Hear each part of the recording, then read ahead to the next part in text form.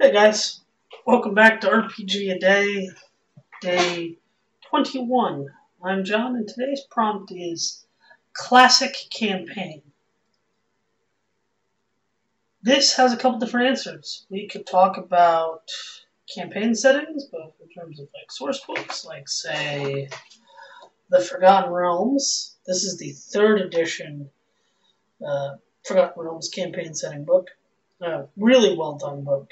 Anyone who's looking to get into Forgotten Realms, definitely pick up this book, even though it is, it's not the current canon of the realms. It's still a solid entry, and you can use all the plot threads you may wish to help you run your Forgotten Realms games.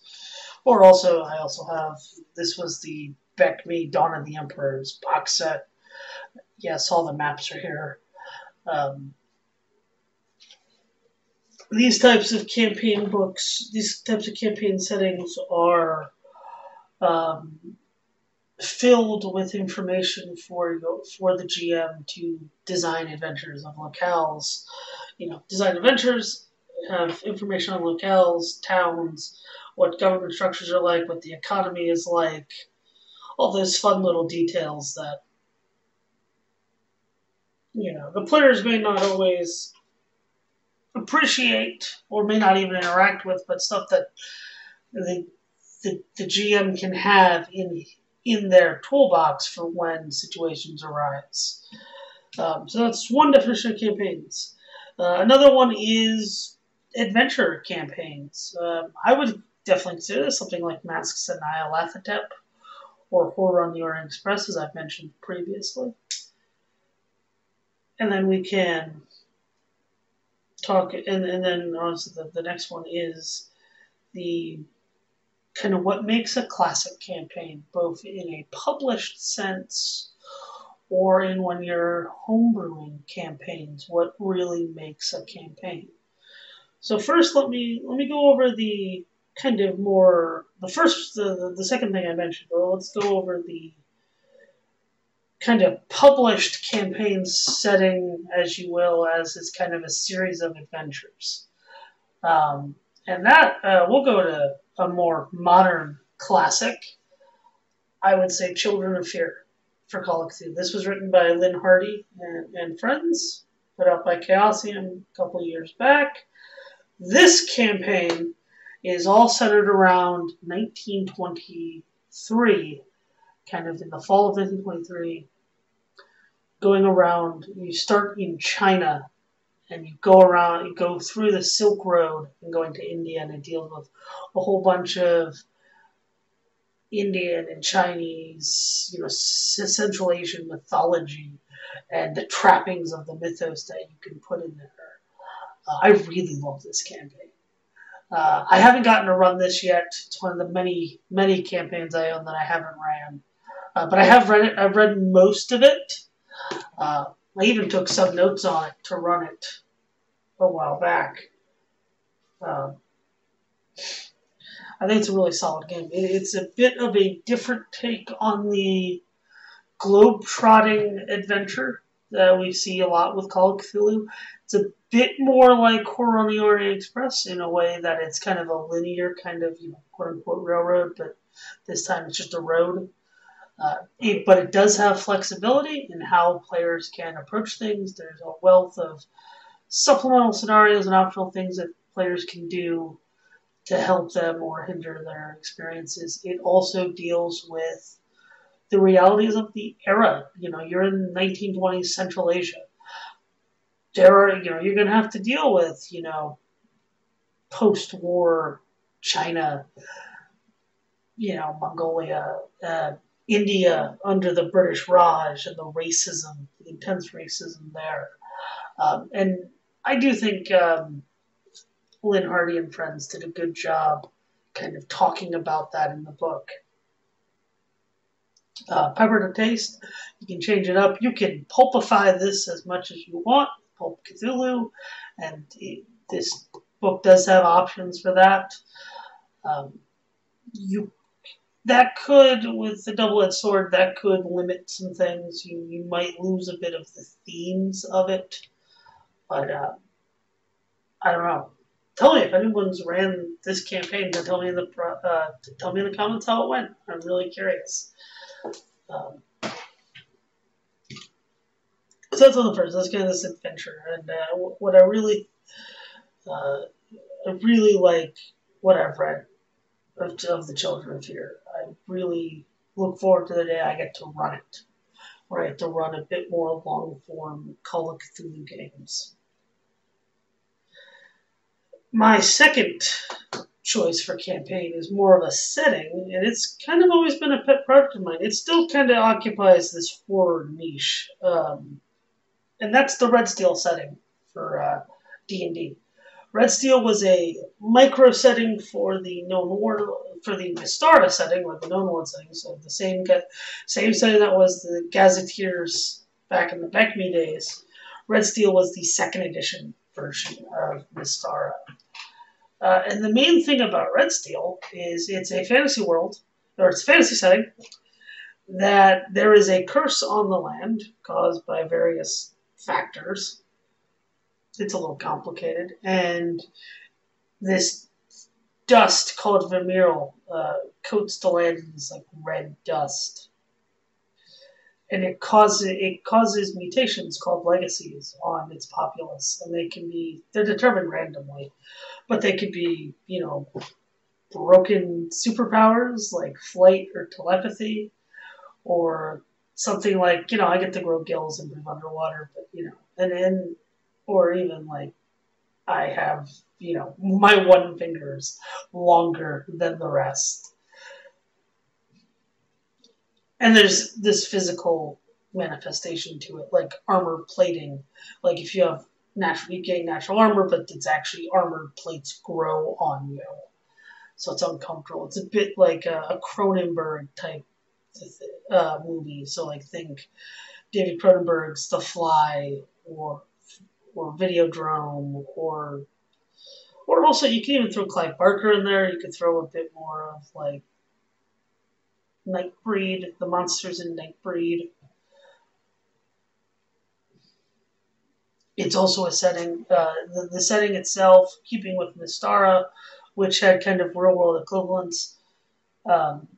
Red Steel is very much based on various forms of Spanish history. So from peninsular Spain, inquisitorial Spain, to colonial Spain. I mean, there's literally a section of it that's basically fantasy Texas with gunslingers, which is cool. So it's been a setting that has, since I first heard about it, I've loved it, and I've started doing a little bit of work converting some of this stuff to 5th edition. I don't know if I'll convert it to the next rule, the update to the rules. I probably won't. But the other cool thing, the cool thing about Red Steel also is, it's got some Cronenberg body horror stuff. It's got some, a really unique take on fantasy. We don't often see a lot of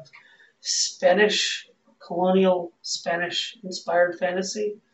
And with that, you get to play kind of a Zorro type character. It's very much a Zorro campaign setting where you can, one of the sword fighting guilds in it is literally, the Zorro school where they can use objects to help them fight and stuff like that. I love it.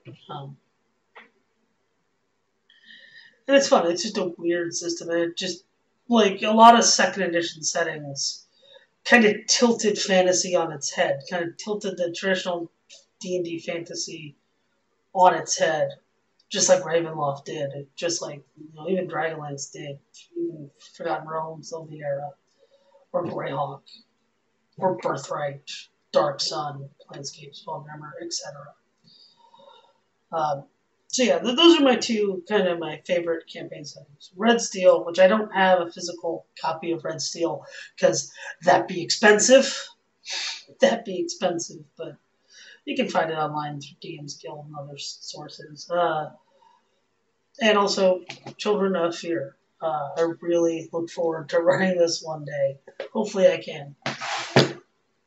But that brings me into what makes, to kind of wrap up here, what makes a classic campaign?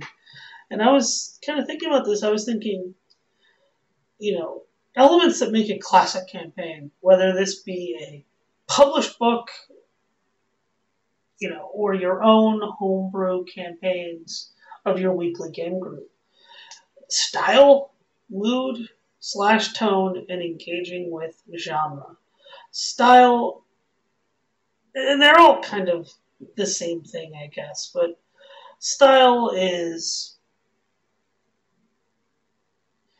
the game system helping you facilitate your type of story? Is if it's a kind of a gritty noir game, is the game facilitating that?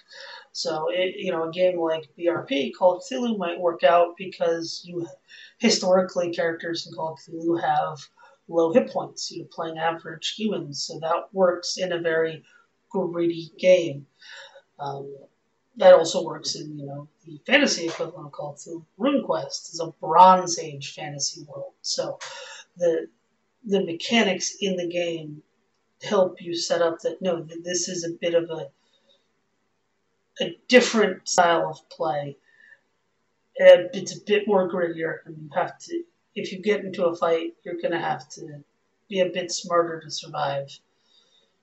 Or maybe combat's not your default option. Mood and tone. This goes more on the GM side of things, and also the player side of things. Where it's, are you setting the mood at your table? That could be, if you're in an in-person game and I'm running a Ravenloft game, that could be I turn off the lights and we're playing by candlelight. Or low light. Especially if you're in the old mansion and you have, candlelight or kind of dimmed lights. Maybe you have one of those Halloween soundtracks playing of spooky rain or storm stuff going. That might be, or if you're actually playing by candlelight and there's an actual thunderstorm going on. Bonus points for that. that you willed the weather to go forth. But yeah, even with that, in an online game, it could be holding players to account for how much time's going on. If you're really trying to impress upon, the urgency of a situation, you might, no, I need your answer. I need your answer now. You might give the players a couple seconds to think of something, or maybe a minute or so, but that time limit comes up with, I need your answer. What are you doing? Or it could also be tone of if you're playing a more whimsical game, if you're playing a bit more akin to fairy tales. In a fantasy setting, it might be, okay, well, we're going to, play up kind of the child or dreamlike qualities of it. Like, things are kind of off, or, the house looks kind of hand-built but crudely, and almost like the person didn't quite know how to build a house. But there's a charm to it. Or it could also be, and this kind of goes with style too, if it's a more action-packed game, letting players just do the cool thing. Like, yeah, go right ahead, you can certainly try, roll the dice, alright. And you adjudicate for there. My last thing, and this goes for both players and GMs, engaging in the genre of the campaign. And this goes for any genre you're playing, but this goes really tremendously for a horror game. I generally love horror games. If, my top pick wasn't in any recommendation or how I generally think about games, but engage in the genre of the game. If it's a horror game you're playing, it's a horror campaign, engage in the horror game. Even if you're not scared as a player, which is fine. I mean, the player should never really be scared per se or terrified. That's the character. But even if you're not, um, or even if you can't get scared that much, you still need to kind of play up the B-movie kind of horror film logic. Like, yeah, your character wouldn't necessarily act completely rational here. You just wouldn't. That, I know that is a struggle for people in horror games because it's like, well, why would I ever do that? Because you're terrified? Occam's razor, the simplest explanation. But that's okay. On the same token, though, also acknowledging your tropes, acknowledging the tropes of the genre you're playing. If you're playing Red Steel with body horror, be aware that body horror can be a bit ableist at times. It can be a bit we are, being against people with disabilities. Just be aware of that. Try to play with that if you can. I don't know if there's any real way to avoid that. I think it's definitely harder than it seems. But yeah, but overall, yeah, engage in this genre you're playing. The more the GM and the players you understand what genre you're playing, the more genre savvy you can be, the more classic your campaign is going to be. Whether that's a published setting or a published series of modules, or what we call, I guess, adventure paths, but they're campaigns. Or you're making stuff up with your friends. Engaging, being clear of what type of game you're playing, what genre you're playing, and playing into that genre. That's ultimately how you get a classic game. And that's how I've been able to have some really great games in the past couple months, is people understood what type of game was being offered. Anyway, that's enough of a ramble. Hope you guys enjoyed this video. I will see you in the next video, and give me a comment. Tell me what to you makes a classic campaign. What are some of your favorite classic campaigns? Whether it's a grand campaign for Call of Cthulhu, a campaign setting for D&D, or any other system, let me know. Love to hear it. Have a good one, guys.